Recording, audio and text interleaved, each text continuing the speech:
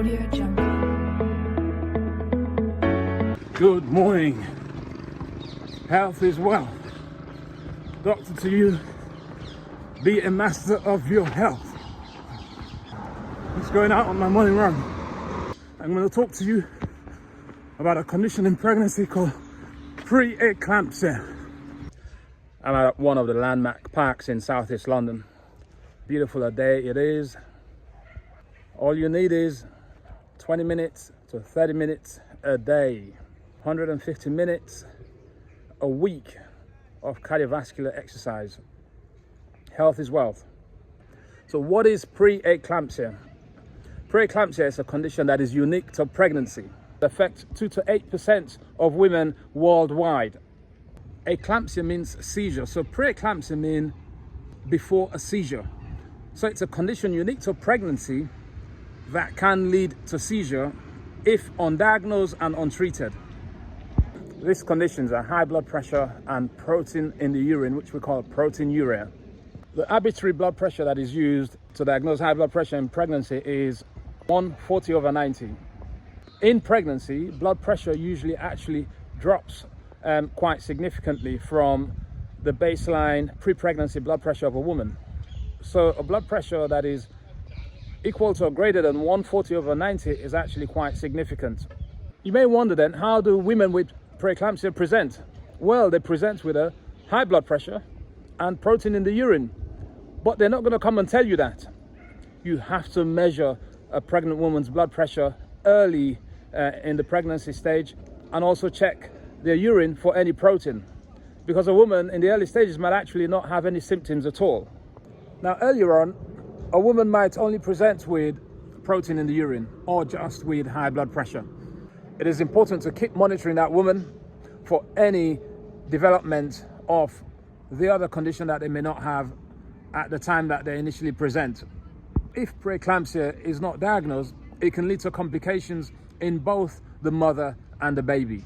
In the mother, preeclampsia can lead to heart failure, stroke, kidney failure, and ultimately a seizure, which could result in the death of the mother and the baby.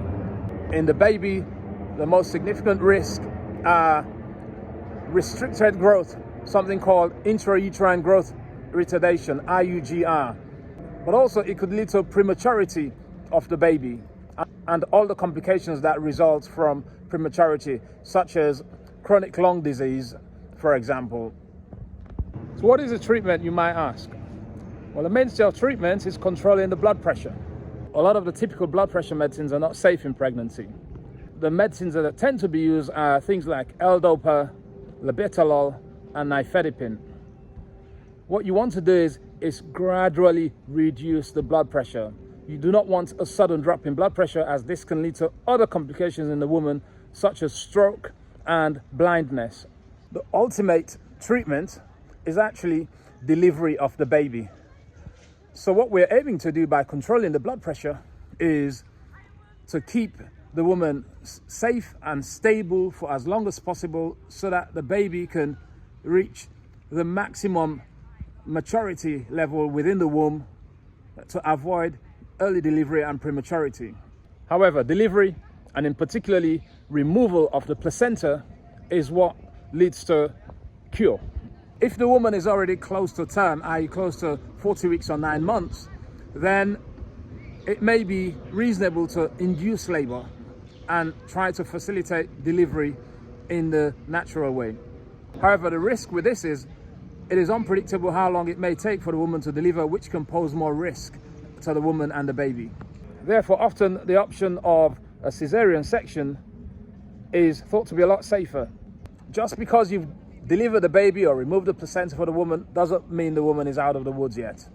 It is important to closely monitor the woman within that first 24 to 48 hours, as this can lead to a rebound hypertension or even eclampsia. Earlier I mentioned heart failure.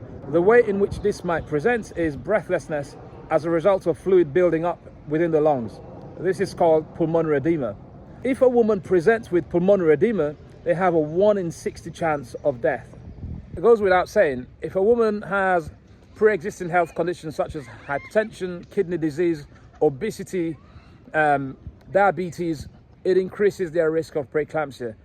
The mother of a woman has had preeclampsia, or the woman is falling pregnant at an older age, or they had a previous history of preeclampsia, then their individual risk of preeclampsia will be much higher than the average woman.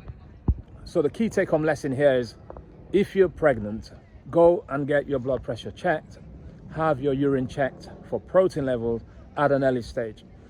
If your blood pressure is high or you have protein in your urine, make sure you turn up to your follow-up appointments to monitor the progress of it so that treatment can be started if required. I hope you found that useful. I wish you all the best in your journey to becoming a master of your health. So I'm going to carry on enjoying my run. It's a beautiful day. Thank you for listening. Look after your health.